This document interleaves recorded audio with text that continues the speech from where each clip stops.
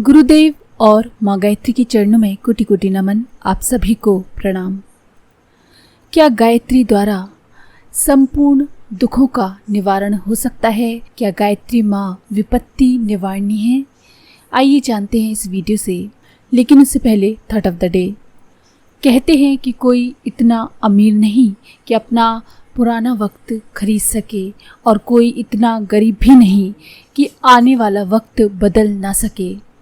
आप आने वाले अपने बुरे वक्त को बदल सकते हैं, विश्वास रखिए।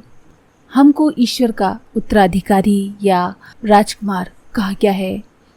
आत्मा परमात्मा का ही अंश है, ये तो आप सभी जानते हैं। अपने पिता के संपूर्ण गुण मानव को भी प्राप्त हुए हैं। जलते हुए अंगार में जो शक्ति है, वही शक्ति एक छोटी सी चिंगारी में भी मौजूद होती है। इतना होते हुए भी हम देखते हैं कि मनुष्य बहुत ही निम्न कोटि का जीवन बिता रहा है। दिव्य होते हुए भी दैवी संपदाओं से वंचित क्यों है? कहते हैं कि परमात्मा सत चित आनंद है। परमात्मा सत है, लेकिन उसके हम पुत्र असत में डूबे हुए हैं। परमात्मा चित है और हम अंधकार में डूबे हैं। परमात्मा आनंद स्वरूप है और हम दुखों से त्रस्त हैं। ऐसी उल्टी परिस्थितियों में क्या कारण है कि हम डूबे हुए हैं? ये एक बड़ा प्रश्न है। भगवान ने तो हमें इस सुंदर संसार में खेलने कूदने के लिए, विनोद करने के लिए भेजा हुआ है, तो फिर हमारी जीवन यात्रा आनंदमयी क्यों नहीं है? दुख और दरिद्रता से भरी हुई क्यों है? ये एक बड़ा प्रश्न है। परमात्मा सच्चिदानंद है, वो आनंद से ओतप्रोत रहता है। भगवान के पुत्र को भी आत्मा में आनंदमय होना चाहिए। हम सभी को हंसते खेलते हुए आनंद का अनुभव करना चाहिए, लेकिन वास्तविकता को हम छिपा नहीं सकते। वास्तविकता बिल्कुल उल्टी है। दुख, दरिद्र, क्लेश, कलह की स्थिति हमारे सामने हर समय खड़ी रहती है। जैसे राख अंगार को ढक तो देती है, लेकिन स्वाभाविक स्थिति अंदर अंगार की बनी रहती है। वैसे ही आत्मा की परम सात्विक, परम आनंदमयी स्थिति हमारी बुद्धि ढक देती है, और मनुष्य की बुद्धि निकृष्ट कोटि की दीनहीन बन जाती है, और मनुष्य दीनहीन जीवन व्यतीत करने लगता है।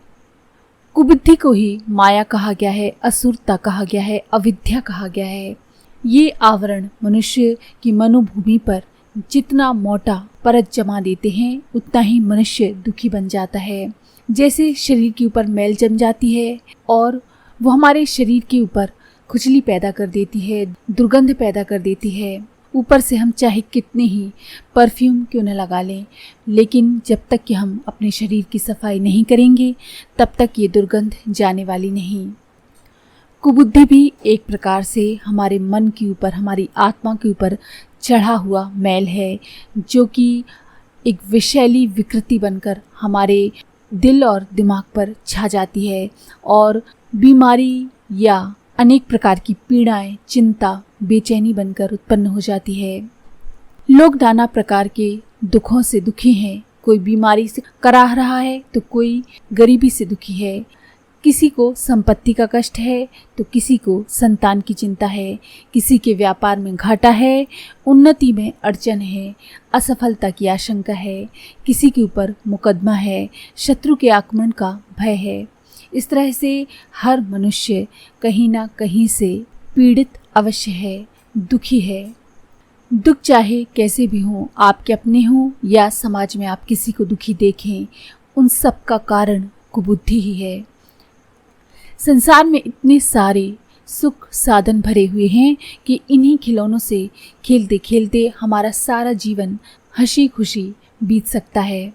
मनुष्य को ऐसा अमूल्य शरीर मिला है, ऐसा मस्तिष्क मिला है, इंद्रियों का समूह मिला है कि उसके द्वारा साधारण वस्तुएं भी, साधारण परिस्थितियां भी इतना आनंद उसको दे सकती हैं कि स्वर्ग की तुलना में भी वो तुच्छ हो जाएं। इतना सब होते हुए भी लोग दुखी हैं। लेकिन गायत्री सद्बुद्धि है। इस महामंत्र में सद्बुद्धि के लिए ईश्वर से प्रार्थना की गई है। इसके 24 अक्षरों में 24 अमूल्य शिक्षाएं और संदेश भरे हैं। वे सद्बुद्धि के मूर्तिमान प्रतीक हैं। उन शिक्षाओं में वे सभी आधार मौजूद हैं जिन्हें हृदय में धारण करने वाले मनुष्य का संपूर्ण दृष्टिकोण शुद्ध हो जाता है और सारे भ्रम अविद्याओं का नाश हो जाता है जो आए दिन कोई न कोई कष्ट उत्पन्न करते रहते हैं।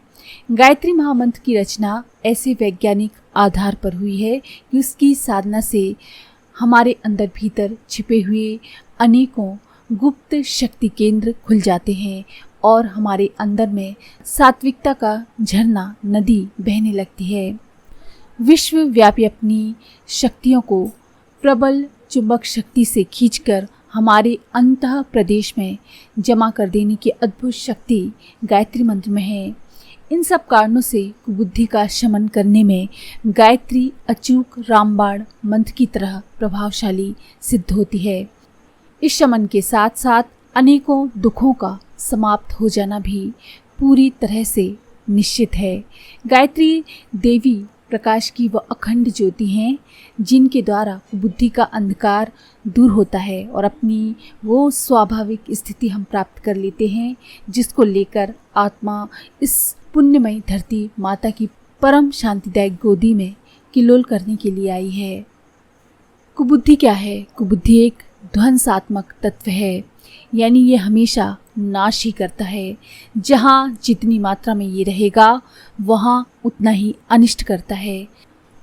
अपने स्वार्थ के लिए दूसरों का अहित कर देना, भविष्य की उपेक्षा करके तुरंत का लाभ देखना, गुणों की तुलना में वस्तुओं को महत्व देना, समस्याओं का फल अंदर न ढूंढकर बाहर ढूंढना, इन 4 कुबुद्धियों के निवारण के लिए ब्रह्मा के 4 मुख, 4 वेद, विष्णु भगवान की 4 भुजा, 4 वर्ण, 4 आश्रम बनाए गए हैं। गायत्री रूपी सद्बुद्धि भी 4 खंडों में बटी हुई है। पहला है ओम भूर्भुवः स्वः, दूसरी तत्सवितुर्वरेण्यम, तीसरी है भर्गो देवस्य धीमहि और चौथी है धियो यो नः प्रचोदयात्। इन 4 खंडों की 4 शिक्षाएं हैं। पहली है परमार्थ, दूसरी है दूर दृष्टि, तीसरी है दैवी संपदा और चौथी है आत्मावलंबन। ये 4 बातें जहाँ होंगी वहाँ सदा ही सब घड़ी आनंद ही आनंद रहेगा। यज्ञोपवीत में भी 4 गांठें लगाकर इन 4 बातों को सदैव याद रखने की शिक्षाएं दी जाती हैं।